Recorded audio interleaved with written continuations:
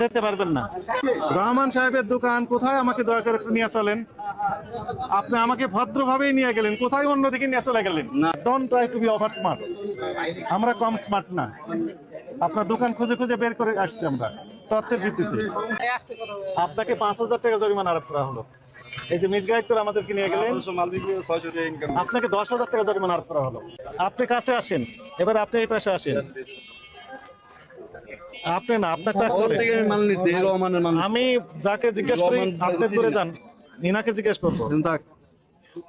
আপনার নাম কি? মোহাম্মদ বাবুল হোসেন। মোহাম্মদ বাবুল হোসেন। আপনাকে আমরা কালসি মোড় থেকে পেয়েছি, তাই না? আপনি ডিম ভ্যানে করে নিয়ে বিভিন্ন দোকানে সরবরাহ দিচ্ছিলেন। বিভিন্ন দোকানে দিই। রাইট। আপনাকে আমরা বললাম ডিম কোথা থেকে কিনেছেন, আপনি বললেন রিফাত এন্টারপ্রাইজ, রহমান সাহেবের কাছ থেকে, তাই না? আমি আপনাকে আমি জিজ্ঞেস করি নাই তো, বলতেছি কিভাবে হয়েছে। আপনারা over smart, don't try to be over smart. আমরা কম স্মার্ট না। আপনার দোকান খুঁজে খুঁজে বের করে আসছি আমরা তথ্যের ভিত্তিতে। আপনাকে খেয়াল রাখতে হবে এগুলো। আপনিও বললেন যে রহমান সাহেবের কাছে আপনি ডিম পেয়েছেন, তাই না? আচ্ছা, আমি বললাম যে তাহলে রহমান সাহেবের দোকান কোথায় আমাকে দয়া করে একটু নিয়ে চলেন। আপনি আমাকে ভদ্রভাবেই নিয়ে গেলেন, কোথায় অন্যদিকে নিয়ে চলে গেলেন। না স্যার, আপনাকে মানা করলাম, আমাকে শেষ হয়নি তো বক্তব্য। আপনাকে আমি বললাম দয়া করে এই আমাদের সাথে থাকাকালীন সময়ে কারোর সাথে মোবাইল ফোনে কথা বলতে পারবেন না। আপনি একটু পরে মোবাইল ফোন বের করে আপনি ফোন করে বললেন যে রহমান এন্টারপ্রাইজের কাছে যাও, একজনকে আপনি বলে দিলেন, আমাদেরকে নিয়ে গেলেন অন্য বাজারে। আমরা ওখানে যে বললেন যে ওখানে যাওয়ার পর আপনি বললেন যে আমি রহমানের দোকান আমি চিনি না, ডিমের আড়ত আমি চিনি না। আপনি এই কথা বলেছেন কিনা? জি। আচ্ছা, আপনার নাম বললেন বাবুল হোসেন, মুসলমান আপনি? জি। রহমান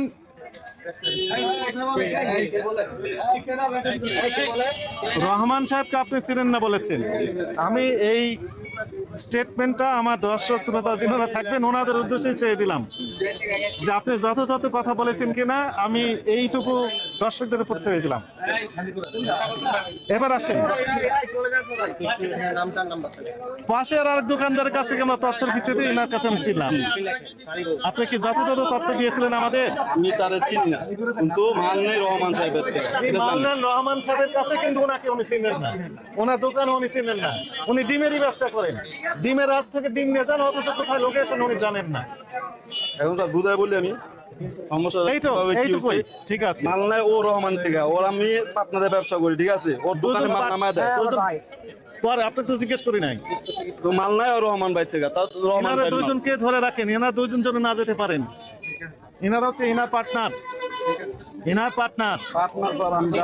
ঠিকানা দিচ্ছিলেন না, যেতে পারবেন না। আপনাকে 5,000 টাকা জরিমানা আরোপ করা হলো।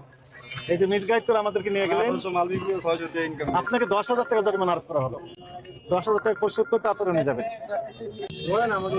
আপনি কি জানেন সরকার একটা রেট বেঁধে দিয়েছে, যৌক্তিক মূল্য নির্ধারণ করে দিয়েছে? জানেন না? আপনি কি নিয়েছেন কত করে এই ডিম? কে বলতে পারবে?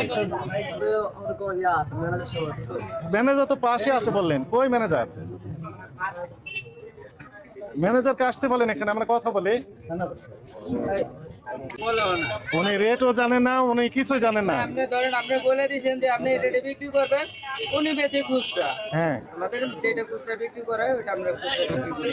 এটা বলছে 5-50 টাকা আলি বিক্রি করতে, এটা আমরা 5-50 টাকা আলি বিক্রি করতেছেন। মূল্য তালিকা কোথায় আপনার? আর এটা মূল্য তালিকা এখন মহাজনের কাছে স্লিপ অবশ্যই আছে।